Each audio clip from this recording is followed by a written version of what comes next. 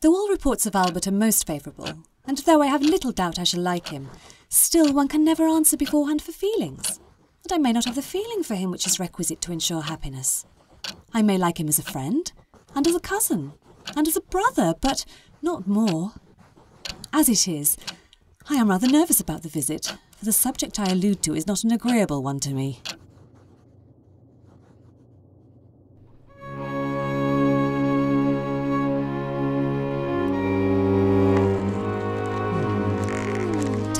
October 1839. At 7:30 I went to the top of the staircase and received my two dear cousins, Ernest and Albert, whom I found grown and changed and embellished. It is with some emotion that I beheld Albert, who is beautiful. He is so handsome and pleasing, quite charming, such beautiful blue eyes, an exquisite nose and such a pretty mouth.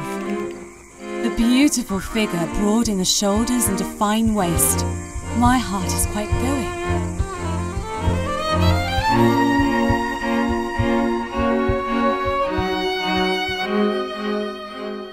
Albert had only just arrived, but sadly his luggage had not. And how unfortunate that he shouldn't be able to sit with us for dinner, having no appropriate clothes to wear.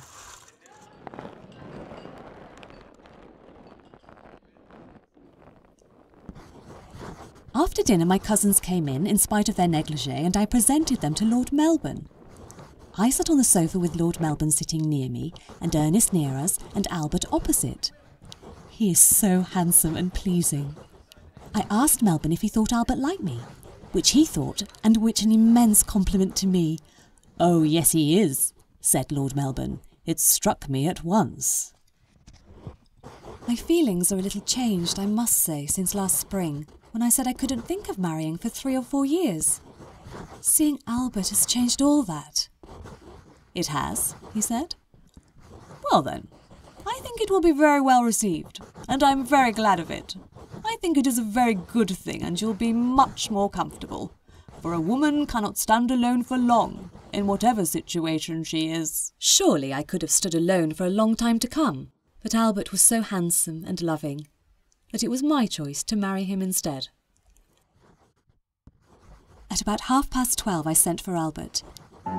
He came to the closet while I was alone, and after a few minutes I said to him that I thought he must be aware why I wished him to come here, and that it would make me too happy if he would consent to marry me. We embraced each other over and over again, and he was so kind, so affectionate. Oh, to think that I was and am loved by such an angel as Albert was too great delight to describe. He is perfection, in beauty, in everything. I told him I was quite unworthy of him and kissed his dear hand. He said he would be very happy to share his life with me, and was so kind and seemed so happy that I really felt it was the happiest, brightest moment in my life, which made up for all I had suffered and endured.